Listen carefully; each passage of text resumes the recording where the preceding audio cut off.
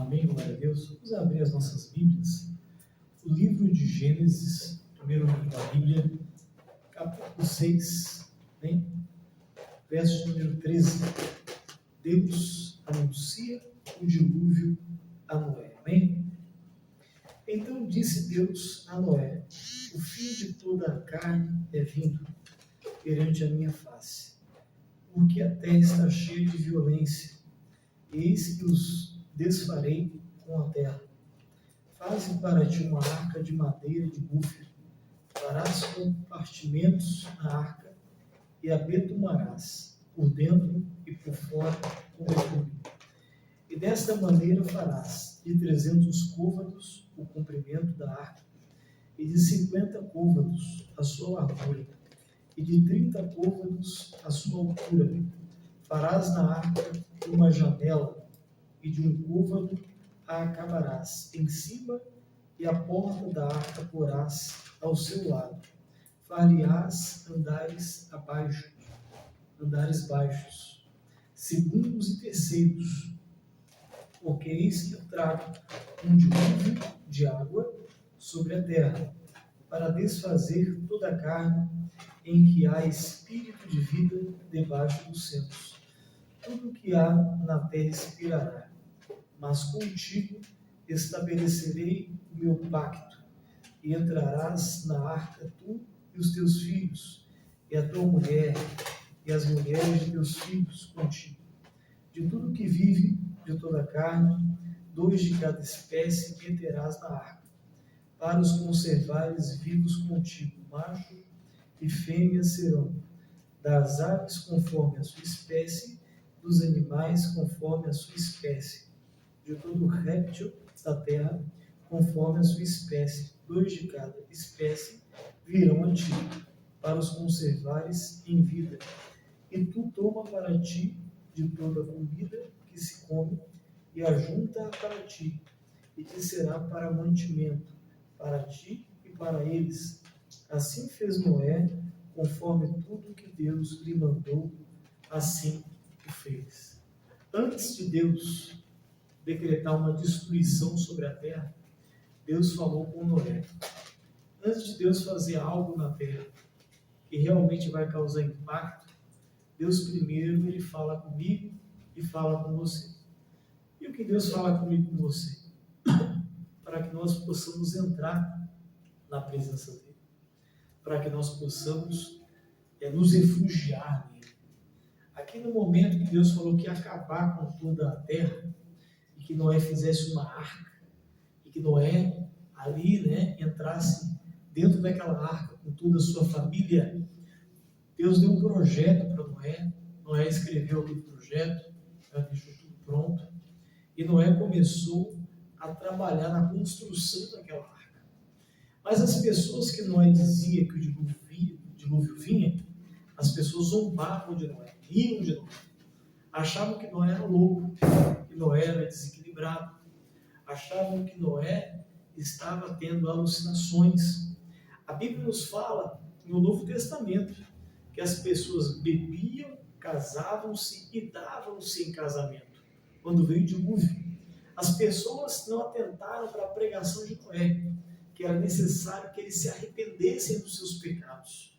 As pessoas continuavam a sua vida desenfreada de pecado, a sua vida sem disciplina, a sua vida sem renúncia, a sua vida sem uma vida de santificação que agrada a Deus. E por conta disso, queridos, o Senhor estava ordenando Noé. Deus olhou para Noé e viu que Noé tinha um coração diferente. Noé tinha um coração de alguém que adorava a Deus.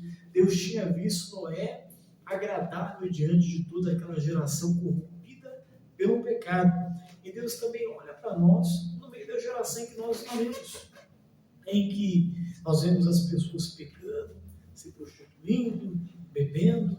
Veio a pandemia, veio sinais, está tendo guerras e rumores de guerras, e as pessoas continuam pecando, se embriagando, não querem buscar a Deus, não querem estar na presença de Deus.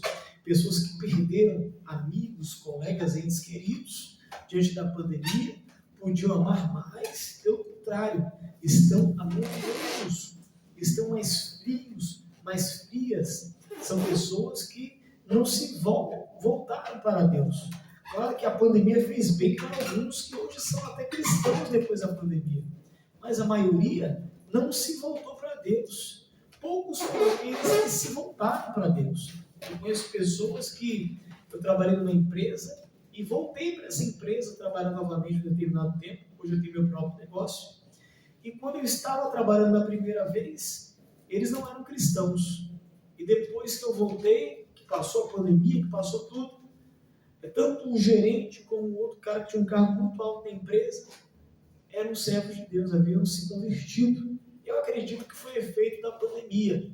A pandemia deu um choque, né, de 220 ou de 1000 volts em muitas pessoas que acordaram e se arrependeram. E realmente esses homens se converteram, porque inclusive um deles era gerente do mundo e agora é um gerente cristão. E claramente a minha sala era do lado da dele, porque eu era técnico de segurança do trabalho. A gente trabalhava juntos ali, e ele todo dia chegava na sala dele, lia um versículo bíblico, ouvia louvores final de semana, que, né, o pessoal da diretoria não estava, ouvia louvores lá, e uma bênção de Deus mesmo, se tornou uma bênção o gerente lá. E também o outro, que também tem um cargo alto na empresa também, eu vi ele em vários cultos. Nós íamos no ministério aqui de Bragança Paulista, né, bem famoso, pastor bem famoso do Brasil, e nós íamos lá, e ele estava ali cultuando a Deus, uma bênção, uma belezinha com a sua família, com a sua mãe, e realmente com condutas exemplares de cristão convertido. Então a pandemia fez bem para muitas pessoas que se arrependeram, que saíram do pecado. E eram pessoas terríveis, eram pessoas realmente do mundo. Um era da jogatina, era o outro, vivia uma vida totalmente depravada, e eles se converteram e se arrependeram dos seus pecados. E se converteram ao cristianismo de verdade. Mas outros estão indo de mal a pior. A pandemia não fez nem cócega nessas pessoas. Elas continuam da mesma forma, do mesmo jeito. Então aqui, antes de Deus mandar uma destruição sobre a terra, Deus mandou um aviso para Noé. Entra, Noé, você e a tua família na arca. Né? De 2 em 2, você vai entrar na arca. Você, sua esposa, seus filhos, cada animal e o seu pai, né? E ali Deus começou a falar com ela, porque eu tenho visto que você tem sido justo diante de mim no meio dessa geração corrompida pelo pecado. E hoje nós estamos muito próximos do arrebatamento da igreja. Nós temos que estar preparados para esse grande dia. Qualquer momento Jesus está para voltar para arrebatar a igreja do Senhor. Eu posso estar pregando aqui, pode ser a última noite que eu estou pregando para você. E nós temos que, de fato, nos voltar para Deus. Nós temos que, de fato, colocar nossa vida diante do nosso Criador. Aqui Deus falou com Noé, Noé não hesitou, Noé obedeceu à voz de Deus. E Noé foi construir a arca. Que arca Deus tem mandado você construir para Ele? Que obra Deus tem mandado você fazer para Ele? Deus tem mandado você evangelizar, Deus tem mandado você pregar, Deus tem mandado você abrir um ministério, abrir uma igreja. Eu não sei o que Deus tem mandado você fazer a obra na igreja em que você está congregando. O que Deus tem te mandado fazer? Que arca Deus tem mandado você construir? Essa é a pergunta de Deus para você. Antes que vinha o dilúvio e destrua a terra, você tem que construir uma arca. E essa arca tem que ser para você, tem que ser para a sua família. Essa arca tem que ser para os seus colegas, para os seus amigos, para os seus parentes, para os seus inimigos. Esta arca tem que caber todo mundo que ouvir a palavra de Deus através de mim e de você. E essas pessoas venham se arrepender e venham entregar suas vidas para Cristo. Nós temos que estar preparados para adentrar na arca da salvação, para entrarmos na presença de Deus. Deus iria destruir a terra, e Noé ouviu a voz de Deus. Que voz você está ouvindo? A voz dos homens ou a voz de Deus? A voz dos homens para Noé, né? Ouvindo Noé pregando o evangelho, falava: esse cara está louco, esse cara está falando que vai vir uma chuva que vai matar todos nós, esse cara está ficando maluco. Mas Deus tinha falado com Noé. Para os homens, Noé era louco, mas Noé estava debaixo da bênção e da direção divina. E quando nós estamos debaixo da direção de Deus, nós somos chamados de loucos também. Nós somos chamados de desequilibrados. Parece que aquilo que a gente está fazendo é uma coisa que não vai surtir efeito, mas vai surtir muito efeito, porque foi Deus que mandou fazer. E se Deus te mandou fazer algo, Ele se responsabiliza. Se Deus mandou você construir uma arca, construa a arca que Deus mandou você construir. Se Deus mandou você fazer algo para Ele, um projeto grande para a obra dele, faça, porque Ele quer se responsabilizar por essa obra que você está fazendo. Noé aqui, ele foi fazer a arca, ele foi construir a arca de Deus. E Deus estava com ele. Deus também está com você. Ele quer que você faça aquilo que Ele tem mandado você fazer. Eu não sei o que Deus tem mandado você fazer, mas faça. Obedeça a Deus, obedeça a voz dEle, obedeça a direção dEle, porque com certeza você e a sua casa serão salvos, serão guardados, serão protegidos e abençoados pelo Senhor. Quando Noé entrou na arca com a sua família, a sua descendência estava sendo preservada. Aquelas vidas que adentraram, aqueles animais, estavam sendo preservados.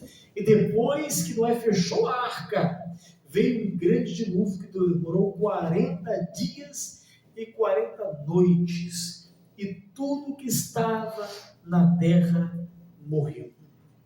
Os homens, os animais, tudo foi destruído, porque Deus mandou uma destruição sobre a terra. É tempo de nós entrarmos na arca. Não é tempo de sermos condenados com o mundo, mas sim de sermos salvos pela graça. Salvos entregando a nossa vida para Jesus. Salvos fazendo aquilo que Deus mandou a gente fazer. Salvos estando debaixo da potente e santa mão do Senhor. Quando você está debaixo da potente e santa mão de Deus, você é salvo, você é protegido, você é abençoado e você é guardado por Ele, e para a honra e para a glória dEle. Tudo ao seu redor pode estar caindo, mas se você está dentro da arca, você está protegido. Tudo ao seu redor pode estar morrendo, mas se você está dentro da arca, você está protegido, você não morre. Tudo ao seu redor pode estar acabando, mas se você está dentro da arca, tudo na sua vida está apenas começando, está apenas sendo renovado e transformado para a honra e para a glória do nome do Senhor Jesus. Entra na arca tu e a tua casa. O que Deus tem mandado você fazer, faça aquilo que Deus tem mandado você fazer. Desculpa você fazer daquilo.